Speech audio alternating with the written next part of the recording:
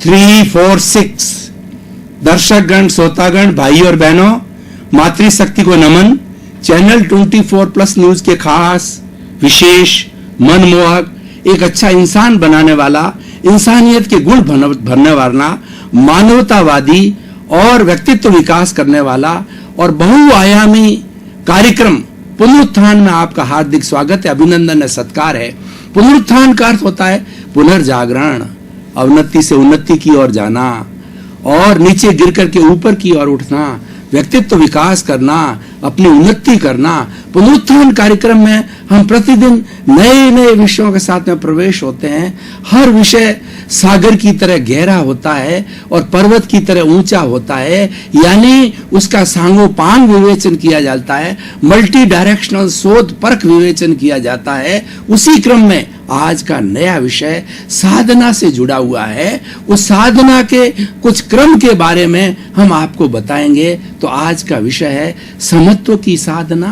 भाई और बहनों, दर्शकगण, श्रोतागण, भारतीय संस्कृति की धुरी समत्व पर निर्भर करती है। समत्व एक बहुत अच्छी लाइफ स्टाइल है। अगर कोई व्यक्ति अच्छा बनना चाहता है, अगर कोई व्यक्ति अपने व्यक्तित्व का विकास करना चाहता है, उसको समत्व की साधना करनी चाहिए। समत्व की साधना करने वाला व्यक्ति जो है उच्च स्थान को प्राप्त करता है, गंतव्य को प्राप्त करता है और सारे गुण उसके अंदर समाहित हो जाते हैं। इतनी बड़ी पोटेंशियलिटी, इतनी बड़ी योग्यता समत्व में है। अब हम समत्व की परिभाषा जानेंगे। समत्व का अर्थ होता है समता भाव। हमारे जीवन में कटुता क्यों आती है?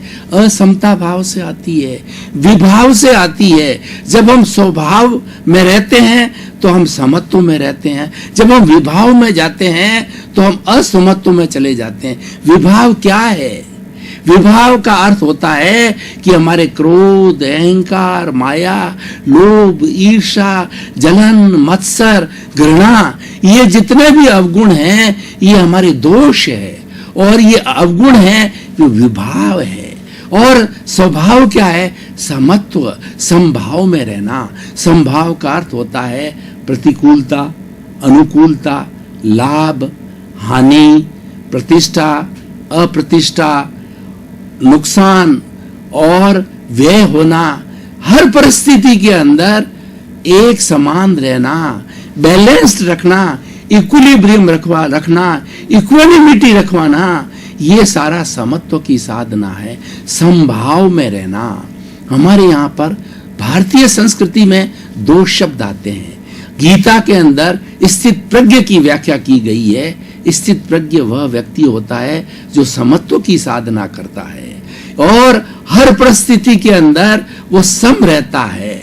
बुरी में, अच्छी में बड़ा संतुलित तरीके से रहता है। समत्व की साधना संतुलन की साधना है। समत्व की साधना बैलेंसिंग की साधना है। समत्व की साधना सामंजस्य की साधना है। समत्व की साधना एक अपने आप को होलिस्टिक व्यक्ति बनाने की साधना है।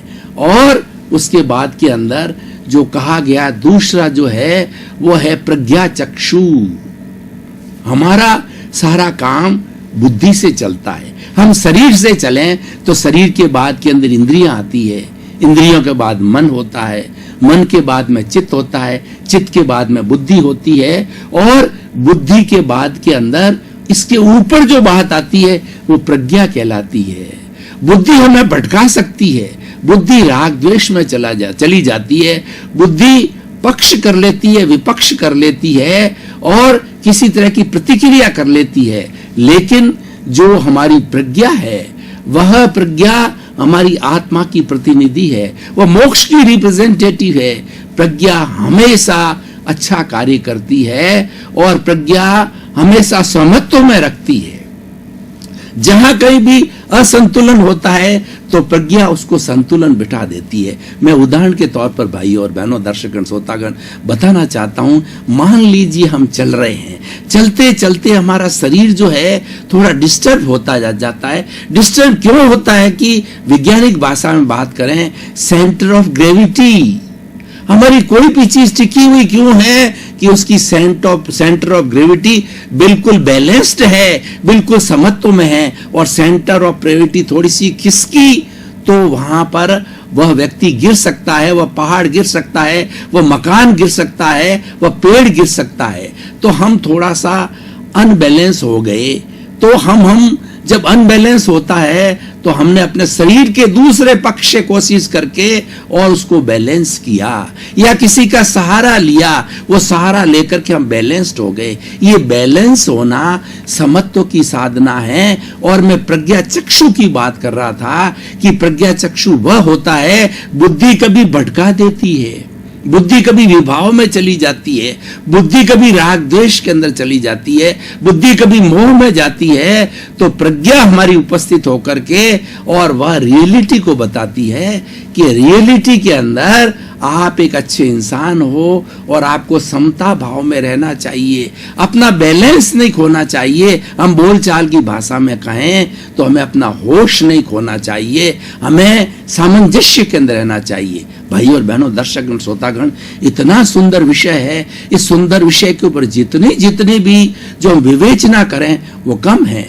हमारी भारतीय संस्कृति के बड़े बड़े ग्रंथों को उठा करके देखिए, आप वेदों से चलिए, उपनिषद पे आइए, उसके बाद में स्मृति पे आइए, आरण्यक पे आइए, और उसके त्रिपिटक है हमारे, और हमारे आगम हैं और बहुत से ब्राह्मण इत्यादि बहुत से ग्रंथ है। हर ग्रंथ के केंद्र के अंदर समत्व है, हर ग्रंथ के केंद्र में आत्मा है। जहां आत्मा है में समत्व की साधना है।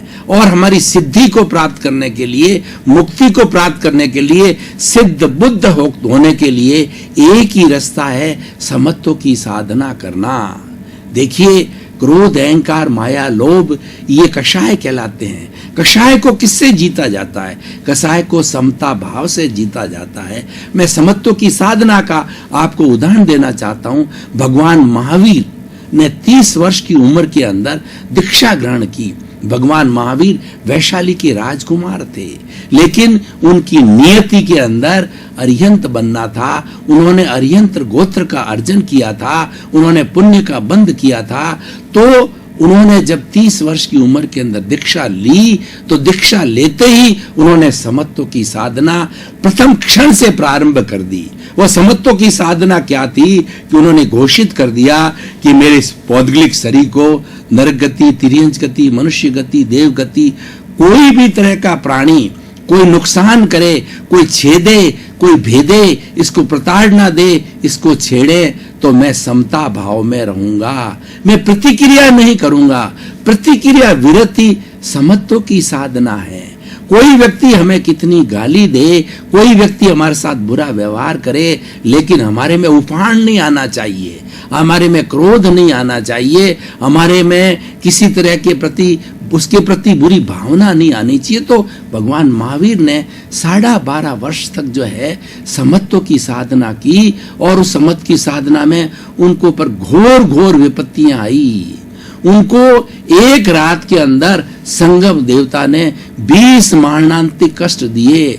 वह शेर बना, शेर रूप में झपटा, हाथी बन करके सूंड से उनको पछाड़ा, और उसके बाद में वरुण देवता बन करके भगवान को डुबाने की पानी में तैयारी कर दी।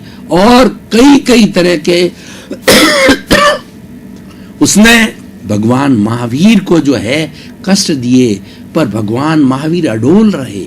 वह समत्व की उच्च साधना थी, उन्होंने कोई प्रतिक्रिया नहीं की। अब देखिए, जब उसका 6 महीने का संगम देवता का समय निर्धारित था, संगम देवता ईर्ष्यावश जो है देवलोक से आया था। इंद्र ने घोषणा की थी कि मनुष्य लोक के अंदर भगवान महावीर ऐसे योद्धा है, ऐसे महावीर हैं जो कि समत्व की साधना करते हैं, और वो एकदम हर परिस्थिति के अंदर अडोल रहते हैं।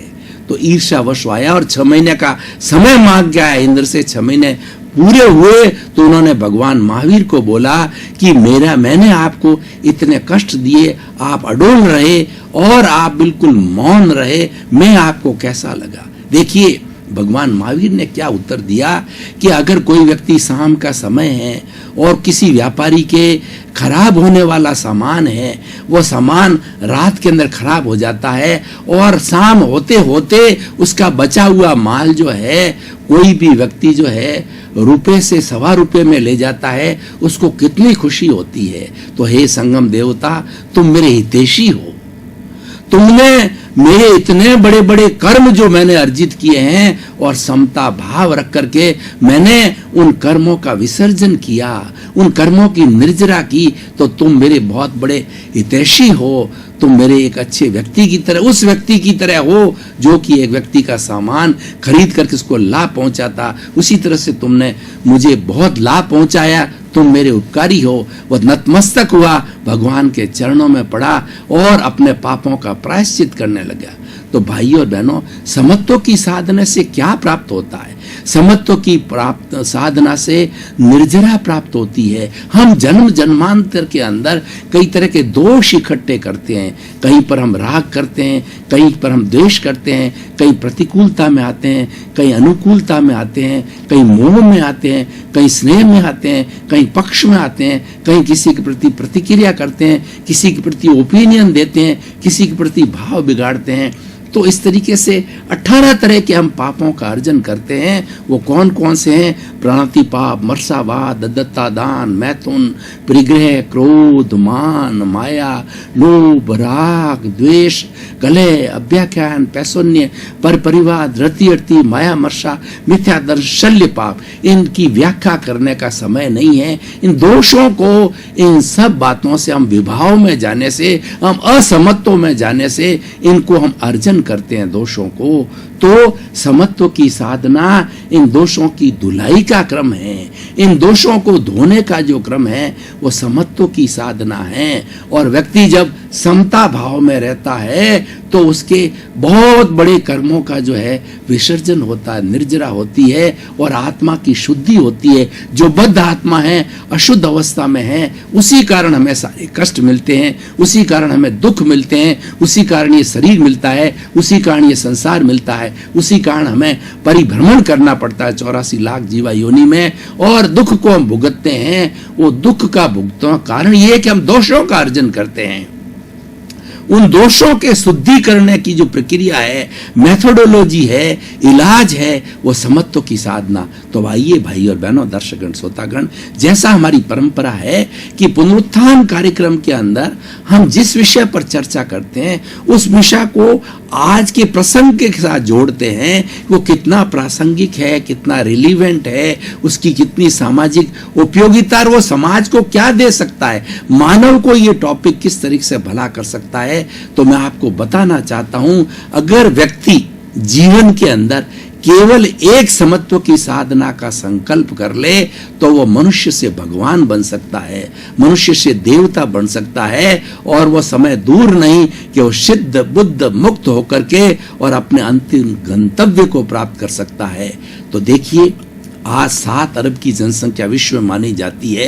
अगर ये जनसंख्या सभी समत्व की साधना करे, समत्व की आंशिक भी साधना करे, तो उनका जीवन शांतिपूर्ण से अस्तित्व से हो जाता है और सभी एक वसुधैव कुटुंब की तरह, एक समाज के अंदर, एक परिवार की तरह अच्छी तरह से जी सकते हैं। समत्व की साधना करने से व्यक्तिगत लाभ ये होता है कि व्यक्ति के जीवन में हर वक्त बड़ी शांति होती है।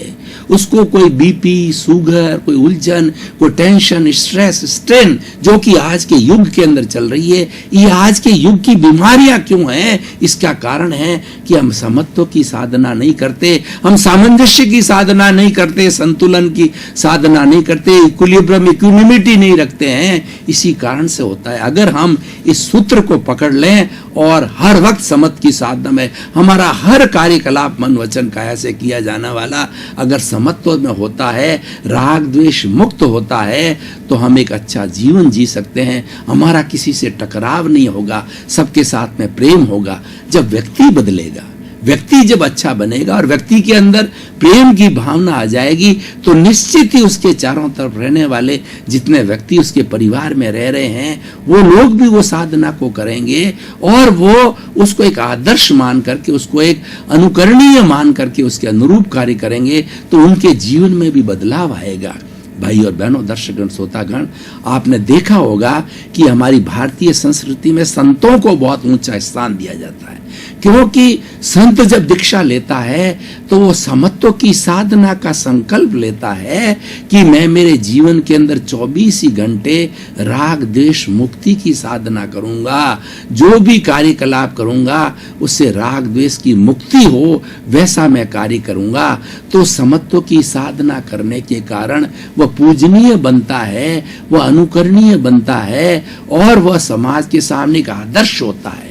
तो हमारे जो संत हैं हमारे सामने आदर्श हैं। आदर्श क्यों हैं? कि हमारे जैसे ही मनुष्य हैं, हमारों से घर से ही गए हुए व्यक्ति है, लेकिन उन्होंने समत्व की साधना का संकल्प लिया है, इसीलिए वो महान बन गए।